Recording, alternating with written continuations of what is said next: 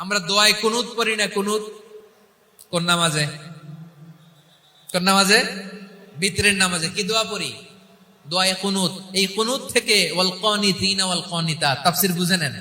কুনুত থেকে কানিতিনা ওয়াল কানিতাত, তাহলে দোয়ায়ে কুনুত হচ্ছে বিনীত হয়ে অনুগত হয়ে আল্লাহর কাছে চাওয়া। আমরা তখন দাঁড়িয়ে বলি আল্লাহুম্মা ইয়্যাকা না'বুদু ওয়া লাকা নুসাল্লি ওয়া নাসজুদ ওয়া ইলাইকা নাসআ ওয়া নাহফিদ নারজু রাহমাতাকা ওয়া নাখশা আযাবাকা ইন্না আযাবাকাল জিদ্দা বিল কুফফারি মুলহিক। আল্লাহ, আপনার কাছে চাই, আপনার কাছে প্রার্থনা করি, আপনার আযাবকে ভয় করি, আপনি ছাড়া আমাদের বাঁচাবার কেউ নাই। কুনুতের মধ্যে আমরা এই দোয়া করি কি করি না? অনুগত হয়ে এই দোয়া করি। যারা রমজানের শেষ দশকে মক্কা শরীফে থেকেছেন তারা শেখ আব্দুর রহমান সুদাইসের কুনুত পেয়েছেন। যারা পেয়েছেন অথবা কেউ টিভিতে ভিডিওতে দেখেছেন, শেখ আব্দুর রহমান সুদাইস 27-এর আলোচনায় 45 মিনিট থেকে 1 ঘন্টা দোয়ায় কুনুত পড়ে। কতক্ষণ?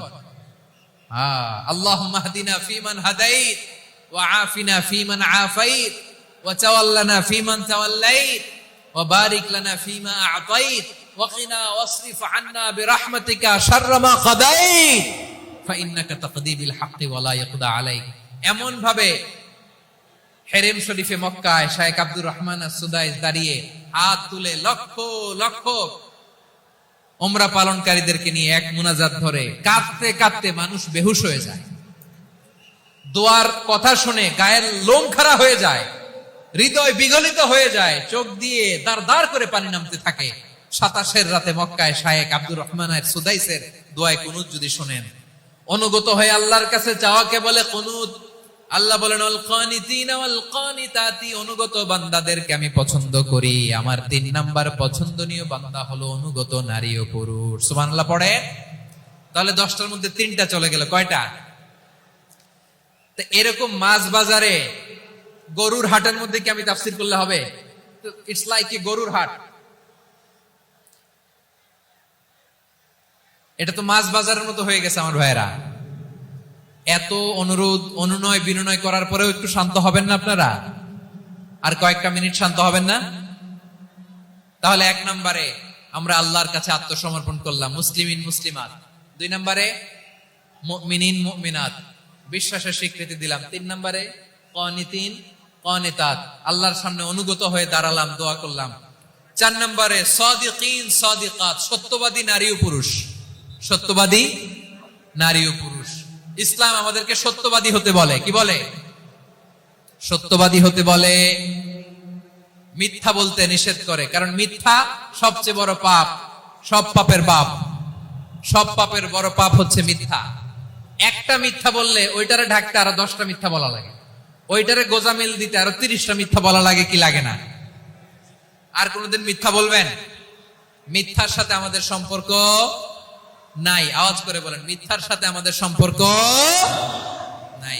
কিন্তু আমাদের সমাজে মিথ্যা আছে না নাই? হ্যাঁ, ময়মনসিংহবাসী মিথ্যা বলে না, সত্য বলে নাকি? মাশাআল্লাহ মাশাআল্লাহ। এখন মোবাইল ফোনের কারণে মিথ্যা আরো বেড়ে গেছে। বিছানায় শুয়ে আছে, অফিস থেকে ফোন দিছে, আপনি কোথায়? কয় স্যার জ্যামে আটকে আছি। জ্যামে আছে না নাই? আসলে কোথায়? হ্যাঁ, বিছানা। দেশের ভেতরে আছে, ফোন করছে একজন, বলে আমি একটু জরুরি কাজে দেশের বাইরে এসেছি। আছে না নাই? এরকম মিথ্যা কথা, মিথ্যা আশ্বাস। আমাদের নেতারা জনগণকে মিথ্যা আশ্বাস দেয় কি দেয় না? সব নেতারা দেয় তা বলি না, কিন্তু অনেকেই দেয়। এই মিথ্যা আশ্বাস যেন আমরা না দেই। সমাজে মিথ্যা বয়ান আছে না নাই? মিথ্যা ন্যারেটিভ আছে না নাই? আদালতে মিথ্যা সাক্ষী আছে না নাই? ওই সাক্ষীর উপর ভিত্তি করে মিথ্যা রায় আছে না নাই? ওই মিথ্যা সাক্ষীর উপর ভিত্তি করে আমরা এদেশে যাবজ্জীবন দেখেছি, এদেশে ফাঁসির কাস্টে ঝুলানোর নাটক মঞ্চায়ন করতে দেখেছি। আওয়াজ করে বলেন ঠিক কি না? এই মিথ্যা আমরা চাই না, আমরা সত্য বলবো, কারণ আল্লাহ সত্যবাদী। আল্লাহ কি? সত্যবাদী। বিশ্বনবী ছিলেন সত্যবাদী। আমাদেরকেও তিনি সত্যবাদীদের সাথে থাকতে বলেছেন।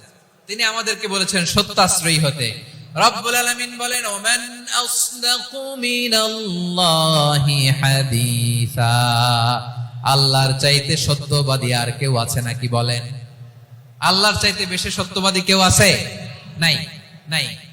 আবার বিশ্বনবীকে আল্লাহ বলেন, কুল সাদাকাল্লাহ, ও নবী আপনি বলেন আল্লাহ সত্য বলেছেন।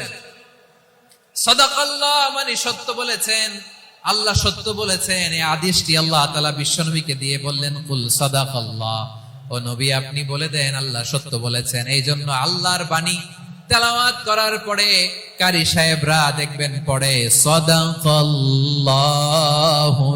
আযীম।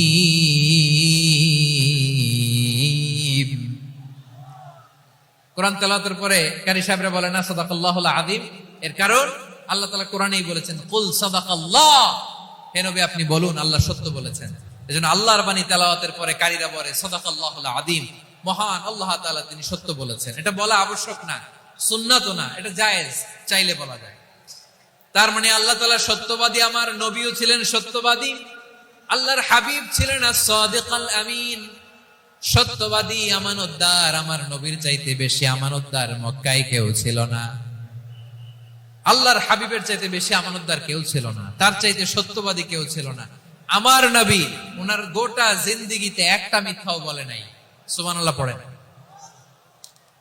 আল্লাহর হাবিব রাহমাতুল লিল আলামিন উনি জিন্দেগিতে কখনো একটা মিথ্যা বলেছেন? কথা কি শুনতেছেন? হ্যাঁ শুনতেছেন? আল্লাহর নবী জীবনে কোনোদিন মিথ্যা বলছেন? না, বলেন নাই। যখন আকাশ থেকে আয়াত নাজিল হলো, আনজির আশিরাতাকাল আকরাবিন, ও নবী আপনি নিকটাত্মীয়দের সতর্ক করেন, দাওয়াত দেন।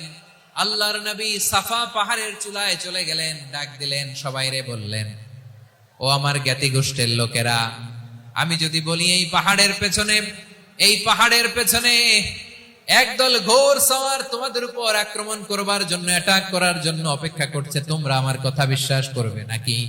এলাকার লোকেরা বলল, অবশ্যই বিশ্বাস করব। বিশ্বনবী বললেন, আমি যদি বলি পাহাড়ের পেছনে একদল ঘোড়সাওয়ার তোমাদেরকে অ্যাটাক করবে, বিশ্বাস করবা? আকুনতুম মুসাদ্দিকিয়া?